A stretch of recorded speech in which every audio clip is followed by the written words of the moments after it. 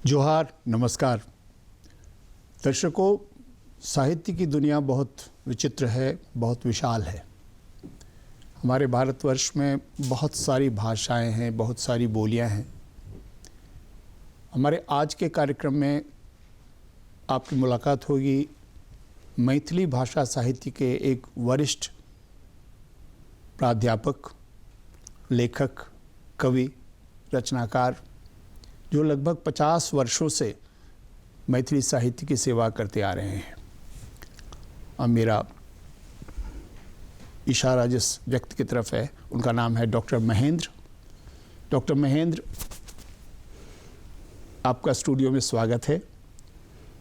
Doctor Mahendra लगभग 50 वर्षों से मैथिली में लिखते रहे हैं और करीब करीब सभी विधाओं में इन्होंने लिखा है, लेकिन मुख्य रूप से गीत और कविताएं, लेख, कहानियाँ, इसमें इनका योगदान रहा है। आप 1971 से लेकर के 2009 ईस्वी तक विभिन्न पदों पर काम करते हुए विश्वविद्यालय में अध्यापन का काम भी किया है और अंत में विभागाध्यक्ष और डीन होकर के ये रिटायर हुए। और इसके बाद अभी भी लगातार हाल में भी इनकी छपी 2 किताबें आई हैं जो संस्मरण के हैं साहित्य में। हम बातचीत शुरू करते हैं डॉक्टर महेंद्र से। महेंद्र बाबू, सबसे पहले ये बताइए कि अध्यापन का काम और लेखन का काम, ये दोनों कहाँ तक रास आया आपको? सबसे पहले तो मैं दूरदर्शन के जितने भी दर्शक हैं, मैं उनको नमस्कार करता हूँ। मेरा रास्ता लगभग बहुत जिगजैग रहा, आरंभ से लेकर रिटायरमेंट तक। मेरी 3 स्थितियाँ रहीं: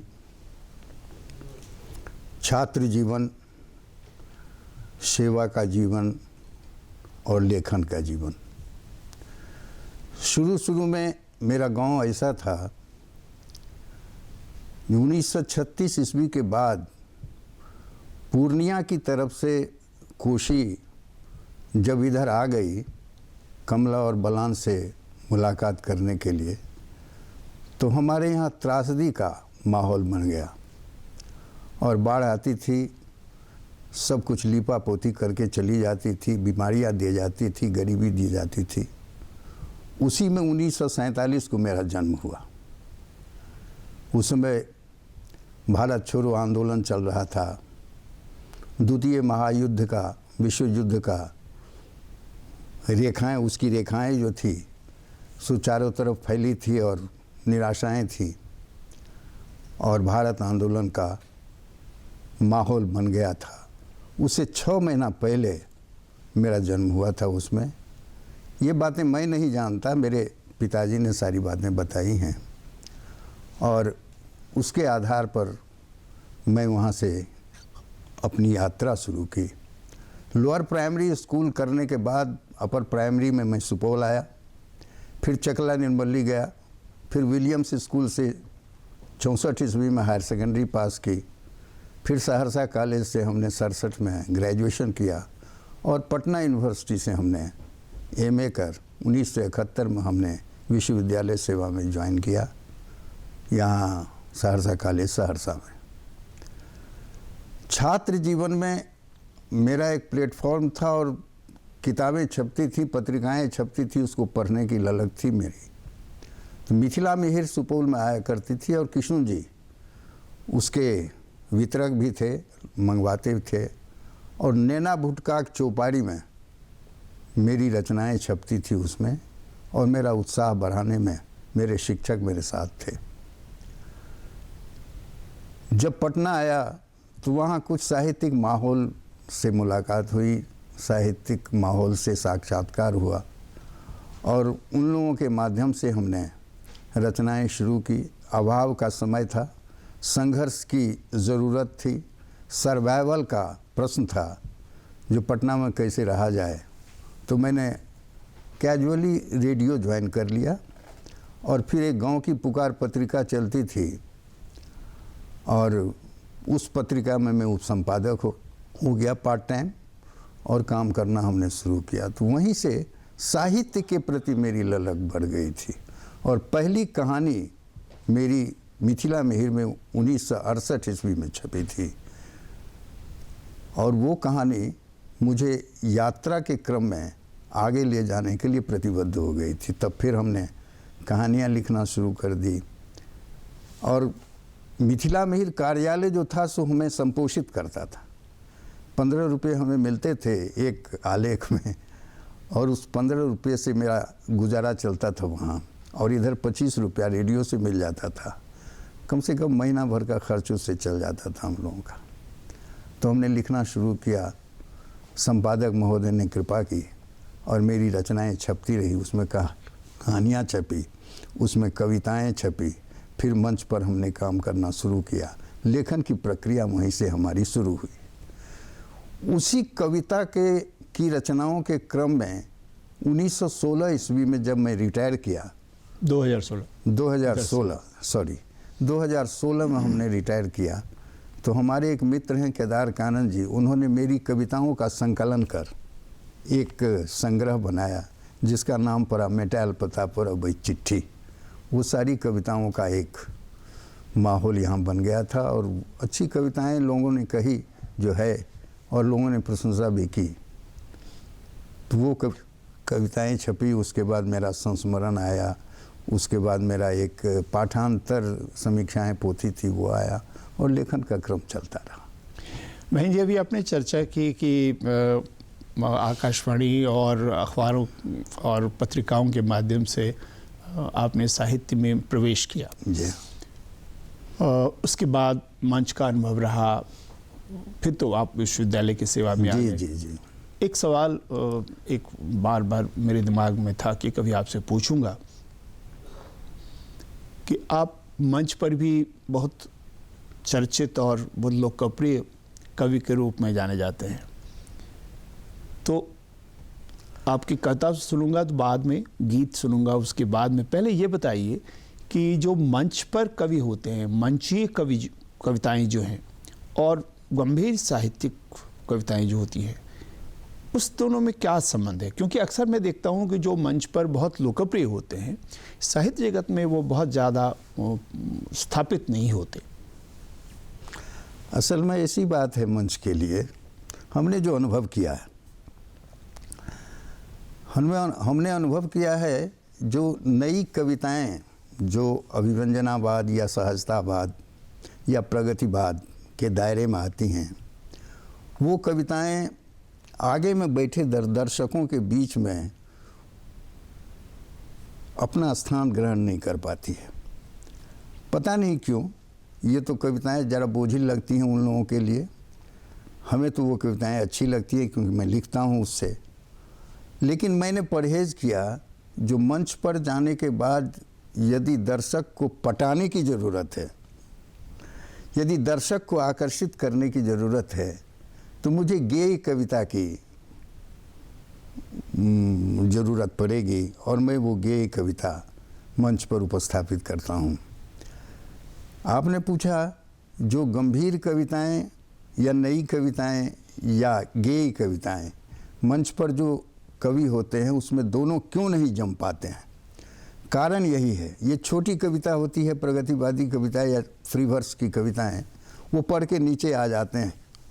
लेकिन गेय कविता करने वाले जो लोग हैं वो तो कम से कम अधिक टाइम लेकर के दर्शकों को बोझिलपन से हटा लेते हैं और वो कविता गेय होती है, उनका स्वर अच्छा होता है, उसके शब्द अच्छे होते हैं, तो वो शब्द जो हैं लोगों को आकर्षित करता है। इसलिए हमको लगता है जो नई कविता और गेय कविता में यही अंतर है और दर्शक को पकड़ने में दिक्कत नहीं होती है। अच्छा महेंद्र बाबू, एक बात बताइए, धीरे धीरे देखते हैं कि छंदबद्ध कविताओं का दौर कम होता जा रहा है, लेकिन मंच कार्यक्रम जो वर्तमान है, जी हाँ जी हाँ, तो क्या मैं आपकी बात से ये समझूं कि जब तक मंच रहेगा तब तक छंदबद्ध कविताएं जिंदा रहेंगी और उसकी मांग बनी रहेगी? छंद तो शास्त्रीय चीज़ है प्रमोद जी, और शास्त्रीयता को छोड़ना साहित्य के लिए बड़ा ही दुरूह है, अच्छा नहीं है। और आप ऐसी बातें करते हुए सुनेंगे जो नई कविताएं जो होती हैं उसमें भी छंद का प्रलोभन दिया जाता है और उस प्रलोभन के आधार पर सो बहुत आकर्षक हो जाती है वो कविता जो दर्शकों को मोह लेती है। कुछ लोग हैं जैसे डॉक्टर गंगेश गुंजन की कविता या जीवकांत की कविता या यात्री जी की कविता, इन सारे कवियों की कविताओं में जो छंद का एक आरोह अवरोह है और प्रत्यक्ष रूप से वो दर्शकों को मोहता है। सोमदेव की कविता या रेणु की कविता, इन कविताओं में उस तरह का भाव रहता है, छंद का बंधन भी रहता है और वो लोगों को आकर्षित करने में बहुत ही मायने रखता है। इसलिए छंद को हटाने में थोड़ी दिक्कत हो रही है लोगों को। फिर भी काल के हिसाब से, कालखंड के हिसाब से छंद का लोप हमारी समझ से नहीं होगा। अभी आपने यात्री जी का नाम लिया जो हिंदी में नागार्जुन के नाम से बहुत प्रसिद्ध हैं। मैं आपसे ये जानना चाहूँगा कि जितना आपने नागार्जुन को जाना समझा, क्या गंभीर कविताएं जो उनकी बहुत चर्चित थी पूरे भारतवर्ष में, दुनिया में, और मंच की कविताएं उनकी भी अलग अलग हैं मंच पर, क्योंकि वो बहुत लोकप्रिय हुआ करते थे? नहीं, ऐसी बात नहीं है। कविता ही ऐसी थी उनकी। तोहर मन दूरे छो कोठाक दिस, गरीब दिस धनिक दिस, हमरा दिस के दै छै नजर, जे तकैत हमर गीतक गाम दिस। एहन ऐसी छंदें जो हैं सो आती हैं उनके सामने में और वो बहुत निर्भीक होकर पढ़ते हैं। हिंदी के शिवमंगल सुमन नई कविता बहुत धड़ल्ले से पढ़ते थे लोग, पकड़ लेते थे उसको। उसमें लयात्मकता थी। हाँ। अच्छा, इससे पहले कि वो हम आगे बढ़ जाएं, एक गीत वो सुनाइए हमारे दर्शकों को। हजारों दर्शकों को आपने सुनाया है, एक गीत सुनाइए हमारे दर्शकों को। पहले ये कविता मैंने उस माहौल में लिखी जब आंदोलन का समय और जन जागरण का समय था और मिथिलांचल जो था सुखंडित रूप में था। शादी विवाह का जो माहौल था सुखंडित हो चुका था। कोसी की धाराएं बीच से बहती थीं। उसी माहौल में एक दूसरे को जोड़ने के लिए इस कविता की रचना हमने की, जो मैथिली में है। क्या मैथिली में? हाँ, बिल्कुल। शुद्ध मन सो साधना केर फूल हम तोड़ैत छी, टूटी जे गेलै सितारो तार सो जोड़ैत छी, तार सो जोड़ैत छी। हम चलै छी गाम घर में एकता केर दीप लो,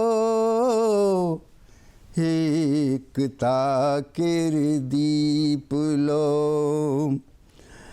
हम पसारी मानवक समता सुरभि के संग लो, समता सुरभि के संग लो। बैसी मुँह थरी लग सदरी खन, बैसी मुँह थरी लग सदरी खन, संस्कृति उगरैत छी, टूटी जे गेलै सितारो तार सो जोड़ैत छी, तार सो जोड़ैत छी। सुनल जाओ। बहली कमला तीव्रता सो कोश की तमसैल सन, कोश की तमसैल सन। अपन मिथिला केर खंडित छवि बनल छिड़ियाल सन,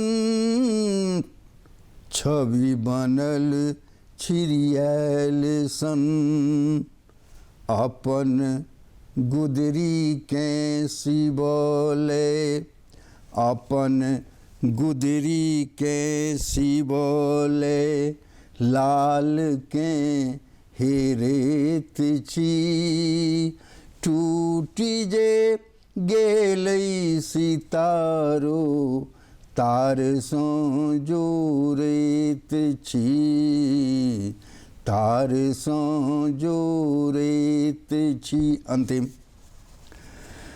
कल्पना केर डारी पर झूली न माने मन एखन, झूली न माने मन एखन, टूटल दर्पण में निहारी, मुँह कैसे केहन दन, मुँह कैसे केहन दन, 5 बरखक लेल काटल, 5 बरखक लेल काटल हाथ के मोड़ैत छी, टूटी जे गेलै सितारो, तार सो जोड़ैत छी, तार सो जोड़ैत छी। दूसरी कविता है जीवन, जगत और मानवता के संबंध में जी। ये भी गेय कविता है। हाँ बिल्कुल। जी जी। नई कविता भी मैं आपको हाँ बिल्कुल सुनाइए। हाँ, और कुछ संस्मरण के खंड हैं वो भी आपको मैं सुनाऊंगा। जी हाँ। जीवन केर रेखा अरियाते, सटल सटल हम चलबै, जीवन केर रेखा अरियाते, सटल सटल हम चलबै, धरणिक आँचर पसरल जतबे, दिन आंगुर पर गनबै मीता, दिन आंगुर पर गनबै, जमुना तट पर गाछ कदम्बक, वंशिक धुन सँ मातल, कृष्णक चक्र सुदर्शन मुरुछल, किछु तीतल किछु तातल, उन्मन वयसक गंध बिलायल, उन्मन वयसक गंध बिलायल, पैरुख ले की करबै, धरणिक आँचर पसरल जतबे, दिन आंगुर पर गनबै मीता, दिन आंगुर पर गनबै। आगाँ। हिमवानक उलती केरवालन, भोरक कथा सुनावे, गम गम गम के जे मानवता, आई उदासी गावे, आई प्रदूषित जगत नियंता, आई प्रदूषित जगत नियंता, कनन मुँह सन कनबै, धरणिक आँचर पसरल जतबे, दिन आंगुर पर गनबै मीता, दिन आंगुर पर गनबै। अंतिम। मर्यादा तोलल गेल सब तरी, अमर्यादित जन सो। गुलमोहर केर फूल पिरायल, तृप्ति कहाँ तर्पण सो। मर्यादा तोलल गेल सब तरी, अमर्यादित जन सो। गुलमोहर केर फूल पिरायल, तृप्ति कहाँ तर्पण सो। गांडीवक गरिमा अछि डूबल, गांडीवक गरिमा अछि डूबल। ककर भरोसे रहबे, धरणिक आँचर पसरल जतबे। दिन आंगुर पर गनबै मीता, दिन आंगुर पर गनबै। वाह, बहुत सुंदर। बहन जी, हम लोग ऐसे गीतों को सुनते हुए दशकों से बड़े हुए। ये बताइए कि हम एक बार फिर से गद्य की दुनिया में लौटते हैं। आपने बहुत संस्मरण लिखे हैं, मैं कुछ एक लोगों के बारे में आपके मुँह से सुनना चाहता हूँ। माने जाते हैं हास्य सम्राट के रूप में, मैथिली जगत ही नहीं पूरे भारतवर्ष में कितनी भाषाओं में उनका अनुवाद हो चुका है। मैं चर्चा करना चाहता हूँ प्रोफेसर हरिमोहन झा का। तो हरिमोहन बाबू के बारे में आपकी क्या यादें हैं, कुछ सुनाइए। हरिमोहन बाबू, जब मैं स्टूडेंट था पटना यूनिवर्सिटी में, तो मायानंद बाबू के साथ एक बार मिलने का मौका उनसे मिला था। और वो बहुत ही खुशमिजाज किस्म के आदमी थे, और उनके चेहरे पर कभी उदासी हमने नहीं देखी। एक बार सिर्फ उनके चेहरे पर उदासी देखी जब वो अंतिम चरण में थे दरभंगा हॉस्पिटल में। तो एक बार हम और माया बाबू वहाँ गए थे, तो उनसे जो मुलाकात हुई थी उसमें माया बाबू ने पहले कहा था कि देखो, वहाँ जाने से पहले अपना नाम बता दो उनको, नहीं तो वो भूल जाते। लेकिन भूलना जो था सो उनकी नाटकीयता थी, और उस नाटकीयता के आधार पर उन्होंने एक फल काटा, और सड़ा हुआ फल जो था सो माया बाबू को दिया, और अच्छा फल जो था सो अपने पास रखा उन्होंने, और कहा माया बाबू ए फल का सुफल करूँ। इस तरह की आदत थी उनको, हंसाने की, बजाने की। और एक बार ये चेतना समिति में कुछ झंझट हो गया था, तो वही वकालत कर रहे थे, और वकालत के क्रम में उन्होंने कहा कि जो देखिए, एक कट्ठा ज़मीन जो है सो चेतना समिति को यहाँ है, और एक कट्ठा ज़मीन राजेंद्र नगर में है, दोनों को इकट्ठा कर दीजिए।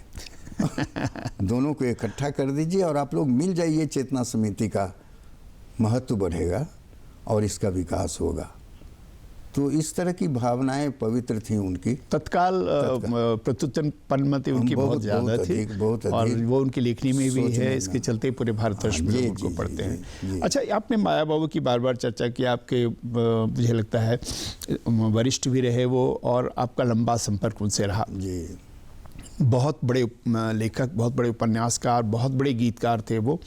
और मुझे जहाँ तक याद आता है कि हिंदी क्षेत्र में बहुत कम लेखक थे जो कि पिछले शताब्दी के 7वें दशक में राजकमल से प्रकाशित हुए थे, जिसमें कि माया बाबू का भी एक उपन्यास हुआ करता था। और मैथिली की तो खैर बहुत, उन्होंने दर्जनों उपन्यास लिखे, दर्जनों कहानियाँ लिखी, और सैकड़ों कविताएँ लिखी। बहुत लोकप्रिय मंच संचालक थे वो। माया बाबू की क्या खास विशेषता आपको लगती थी?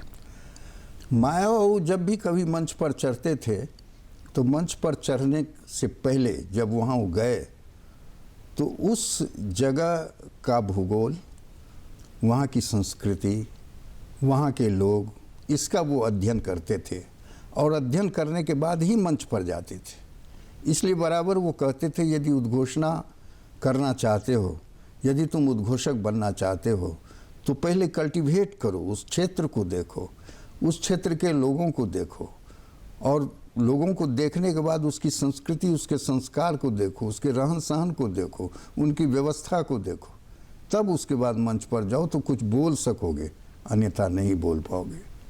और इतने प्रतित्वपन्नमति थे वो, जो एक बार हम लोगों ने कार्यक्रम किया बड़का काना में, तो बड़का काना में बिजली चली गई और कवि साहब जो थे सो बैठ गए नीचे, और माया बाबू ज्यों ही मंच पर गए और माइक्रोफोन के सामने गए तो बिजली आ गई। तो उन्होंने एक ही बात कही, जो काना तो हमने बहुत देखा है, काना तो हम बहुत देखने छी, लेकिन बड़का काना हम आइए देखने छी। तो ये माहौल बनाने में उनका सो बड़ा ही योगदान रहा और दर्शकों को नियंत्रित करने में उनका बहुत माहौल रहा। मंत्रपुत्र या पुरोहित या प्रथम शैलपुत्री च, उनकी रचनाएं ऐतिहासिक थीं, बिल्कुल, और ऐतिहासिक उपन्यास के तौर पर बहुत ही जाने माने सो वो ये तीनों रचनाएं आई हैं। और ये रचनाएं जो हैं सो डिस्कशन के आधार पर बहुत काम हुआ उन पर, इतिहास। अच्छा महेंद्र बाबू, एक बात बताइए कि बहुत संक्षेप में मैं आपसे जानना चाहूँगा कि साहित्य का अभी के जो इस नवीन युग है उसमें क्या भविष्य दिखता है आपको? मुझे तो बुरा नहीं लगता है, जितनी रचनाएं आ रही हैं और जिस माहौल में रचनाएं आ रही हैं, हो सकता है जो रचनाएं कुछ बुरी भी है, कुछ अच्छी भी है, और उसको निक्ति पर तोलने की ज़रूरत भी है। दर्शक आपका बहुत ही बोधा है, पाठक आपका बहुत ही बोधा है।